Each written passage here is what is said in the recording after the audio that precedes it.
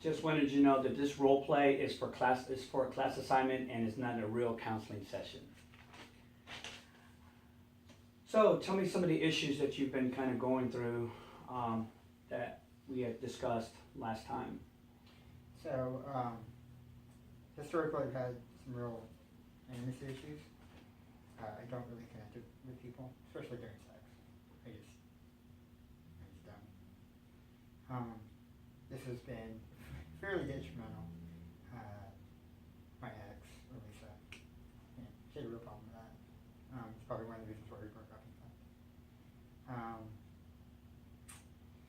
Yeah, I don't know. Now, with some of the issues that you've had, why don't you tell me a little bit about maybe some things that have kind of happened in the past that's maybe kind of affected the way that you are now and maybe the way that you respond to intimacy issues that you have. So there's a few things that happened in my childhood. Number one, my mom was super open about her relationships.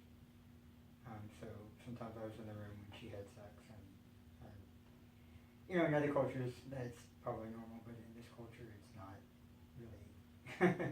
It's not, and so I have no idea how that affected me. Right. As a child, I was pretty overly sexualized. I probably started fantasizing about sex by the time I was 7 or 8. There is some whispering, and of course my mom and some of the other family members probably suspected that I had been abused at some point in time by one of her boyfriends. Honestly, I don't remember if I was, so it doesn't really matter. But I know I don't like being touched at all, unless I initiate it. And as a kid, I used to have some really bad like nightmares with being held down and just like not wanting to. I hate open space behind me. Because I would have these feelings that like somebody was creeping up on me as a kid, and I couldn't turn around and see who they were, and I couldn't stop them. So let's talk a little bit about some of the issues that you brought up that I would like to kind of talk about. The relationship with your mom, obviously during some of the episodes that you had just mentioned, they affected you psychologically. I mean, whether you saw, maybe you thought you saw, maybe you were around them, it affected you in a psychological way, kind of, correct? Yes. And then the blocking out of the abuse, is that something you just kind of repressed back into your past, that you're thinking that it did happen or it didn't happen, or? Honestly, I couldn't really tell you. Like I have these things that I have a real problem with connecting with people. I don't like being touched. I have real trust issues. So I don't know. It's like one of those things that you hear people whisper about, but you don't know for sure. Right. And I don't remember, so it doesn't. For me, it kind of doesn't matter, but it does. I don't remember it, so it shouldn't matter. Well, I feel like it shouldn't matter. But I mean, you don't really know what impacts and stuff. And you talk about your trust issues, so the trust issues that you have kind of coincide with why it's difficult to have intimacy issues with somebody, to get that onto that level with somebody. If you don't trust them, also you're not going to want to be intimate with them as it is. But actually getting to that state is the part that is most difficult for you. Would you agree? Yes. And so I've discussed about some nightmares that you've had. Possibly some of these nightmares could be some of the stuff that you've had back in your past. That could be something that's regressed. And then you said you had a fear of just being out in the public, just having like stuff behind you. And that, in a sense, kind of coincides with trust issues. Is that something that you still have today, or is that something you've been experiencing for a long period of time? When I was a kid, it was really bad. Like I actually, up until my mid-20s, I would not sleep unless a wall was behind me. I wouldn't sleep to open air. now that I'm older, I've kind of gotten past that a little bit. It's still not, I mean, it's not as bad as it used to be, that way. Now, when you're saying like open settings, like this setting's okay, cause you know there's something behind you, or we know we're here, and we know that there's nobody here. Yeah, something like that. But like if you went to, say, a concert, or you went to a dinner with a bunch of people, you'd have to be in a certain, Yeah, like Oh. a back to my wall. you'd have to have something to where you know there's something behind you, so you can be able to view and see everything that's in front of you, not have anything behind you. Yes. Is it pretty severe, or, It was when I was younger, it's gotten better, I don't know. so you said all of these issues that, that you've been battling, you've been kind of dealing with, is it something that has gotten better over time, or is it something that you're still working on a daily basis? The actual intimacy thing is kind of something I work on. I still have huge trust issues. Like, I just don't trust people. Now, when you say trust issues, you mean trusting anybody, or trusting somebody that you're in a relationship with, or just overall everything? Any people I'm in a relationship with, quickest way to lose my friendship is if I find out you're lying to me like this, we're done. And, just even getting to know people, right, there's a lot, you know how you have like different aspects of yourself, right? I keep a lot of it back to myself until I get to know them fairly well. With the trust issues, so it takes, have you ever had instances where you've had somebody like break that trust, and that kind of makes you feel like you don't want to trust anybody at all? Family members or friends or work people or people at school or something like that, so it's all been in all different areas, correct? But you trust yourself though. Not always. Why is that? Explain, why I don't you trust yourself? make some questionable decisions.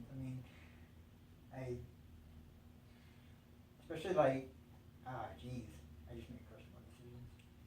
I have like this massive aggression sometimes, right? And I have anger issues. And so, I was actually telling a friend this the other day, like sometimes when I get really aggressive, it's like a haze, and I can't see past the aggression. So like on the questionable decisions, is it something,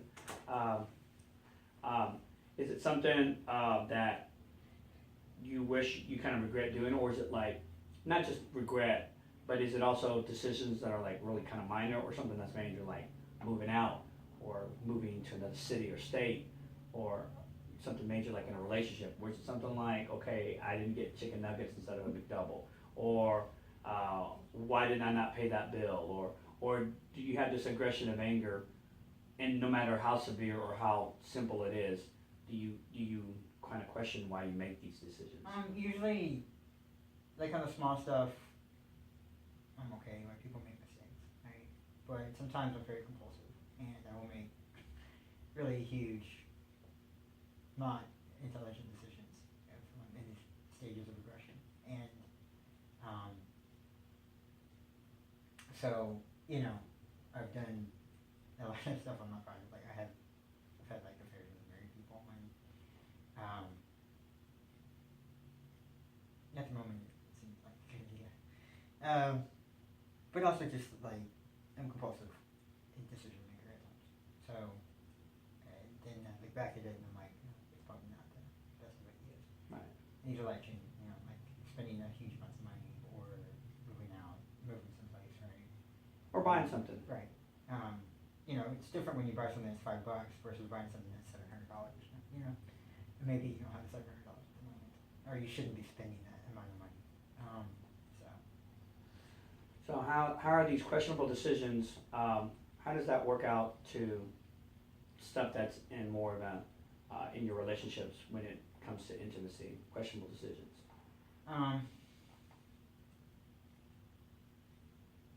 Well, lately it's just been, I've been getting myself into questionable relationships. So, after Lisa and I broke up, I wasn't in a relationship for a very long time, which I kind of did that because I knew I had intimacy issues and didn't want to bring someone else into that. And then I started kind of doing the casual relationship, casual sex thing, just because I don't have to deal with intimacy. I still don't have to be intimate with them, right? It's more of a just a sexual type of gratification where it's just all, it's, both parties understand what it's about. Right. And it's not more than just that, because in a sense, you don't wanna get feelings involved, and you already have trust issues to begin with. Right.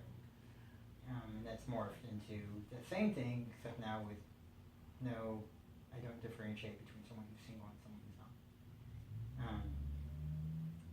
Which,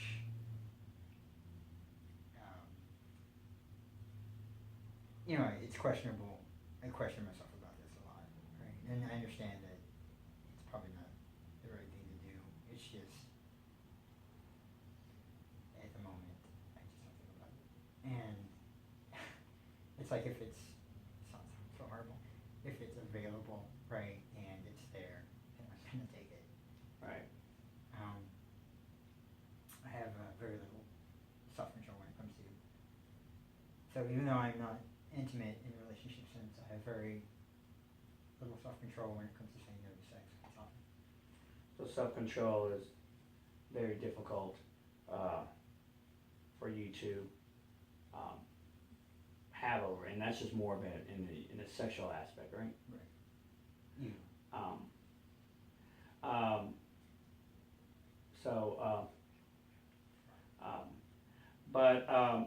Is that, you have self-control over other issues? Sometimes. Depends. Sometimes I have eating self-control issues. But usually, like, I can clamp down on that stuff, like exercise, eating, other aspects of my life, showing up to work. Those things I can do, right? But for some reason, the sexual stuff is a little harder for me to say no to control. How do you view yourself, like your self-image of yourself? Because obviously over a pattern of time, it's obviously changed than what it is today. Because maybe you viewed yourself, say, 2 or 3 years ago, then different than you do now, or 5 years or 10 years. How do you view yourself, like as far as your self-image? Yeah, it's a tough one, actually. Like, do you see yourself as a good person? Just because the way I look at it is like, I think sometimes people make a lot of bad decisions and choices. We're all human. We all make decisions. You make mistakes. I make mistakes. But that doesn't change the fact that you can be a good person, or that you have a great heart, or that you mean to do well. You just make bad choices. I've known a lot of people who have done probably less than you've done, worse than you've done, but they're good people. They just make bad choices. Just because you make a bad choice doesn't mean you're a bad person. It just means you're not rational in the decisions that you make. It doesn't mean that you're not caring, or that you're not understanding, or that you don't want to try to help people.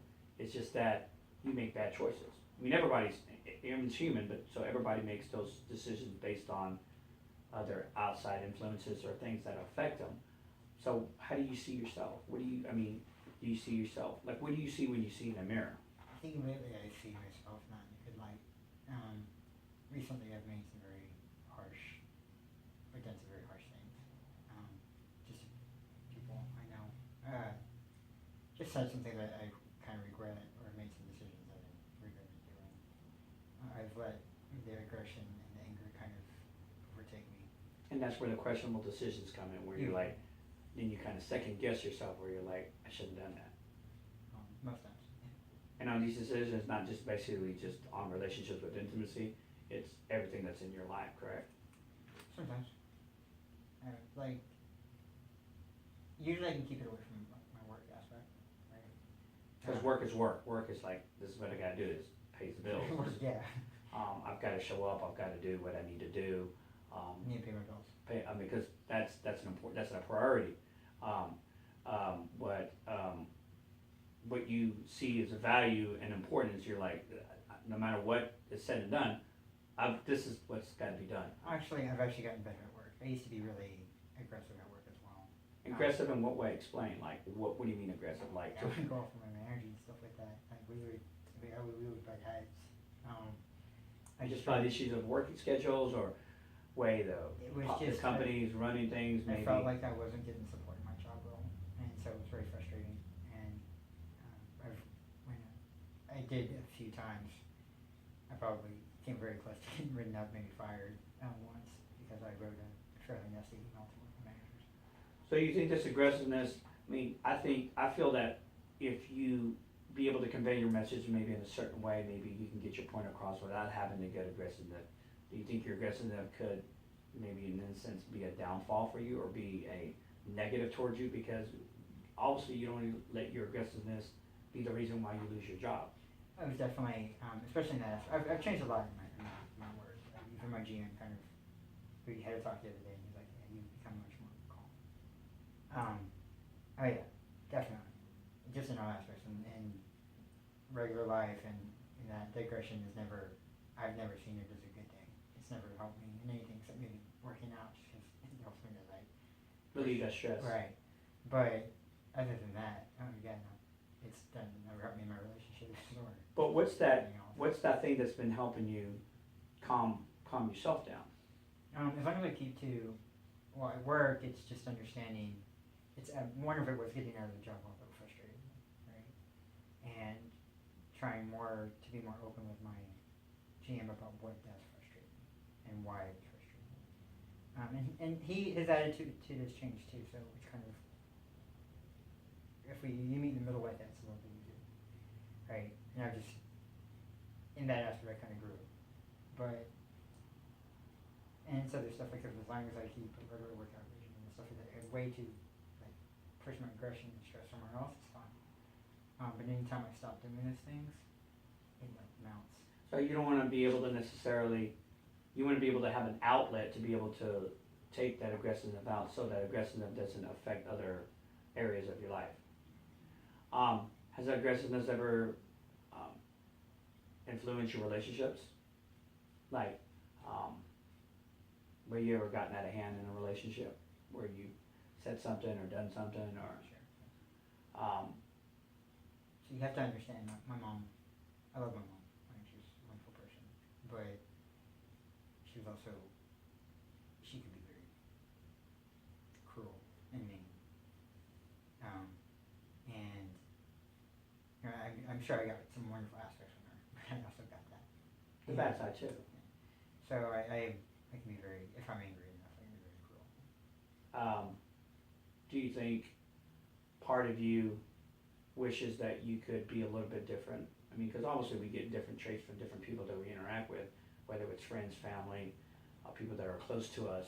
We pick up certain traits and certain types of tendencies on what becomes us. Do you think that you kind of took the good but the bad come too? Yeah. So what do you think that you can do to help with some of the intimacy issues you have in the relationship that you're going to have going forward? Part of it is just trying to figure out why I was having those issues to begin with, and counseling actually helps kind of getting that out. Explaining your feelings, talking about things that have happened. Right, and I think sometimes when you actually talk to someone about it, it kind of makes you look at it in a different way and rethink about it. Because people have a third person's perspective, they're not taking your side, they're not taking the other person's side, they're taking an objective side to see, hey, this is what I see, this is what I'm trained for, this is maybe another area or maybe a different point of view from looking at it that you might not have seen. Do you feel like these sessions are helping, or do you feel like it's about the same or worse? Or I feel like they were helping, but I just kind of went through a situation with a friend of mine, well, ex-friend now, where I felt like she was lying to me, and because she was lying to me. So, that kind of bruised a little bit of my ego, and trust kind of like took a downfall at that moment. But, yeah, it's one of the things. I understand. So you think these intimacy issues, as you move forward, will get better over time, as long as you're able to communicate with whoever you're with at the time about, what you both want. I hope so. Hope so, meaning what, explain, like, And some of the issues are I think, deep-seated in me, and so I would have to be able to be willing to not be against being touched and stuff in certain ways. and the trust issues, I mean, breaking down that wall that you've kind of built up over time, and, it's almost like an onion or like a layer where you just have to kind of just keep knocking it down little by little, but at the same time, my analysis or my perspective is like, you feel like they take a layer down, but you put 2 or 3 more back up, so it feels like, it'll never be broken down completely. Has it ever been broken down completely? Do you think that could ever be broken down completely? Last final thing that I would talk to you about was on the intimacy issues. How do you see yourself with in respect to your body image? Like, do you? I mean, it's a little bit different than your self image, but does your body image have anything to do with why you're not intimate with somebody, or why you have intimacy issues? Because sometimes people feel like, oh, I'm not pretty enough, or I'm too big, or I'm too small, or I'm too tall, my nose is too big, my whatever reasoning they have for not wanting to be intimate. Do you have any of those issues? Any kind of a body image issues? No. Or do you feel pretty comfortable with who you are? So what I would like to try to do is try to meet back up here next time, and then we can kind of talk about some more issues next time. Thank you.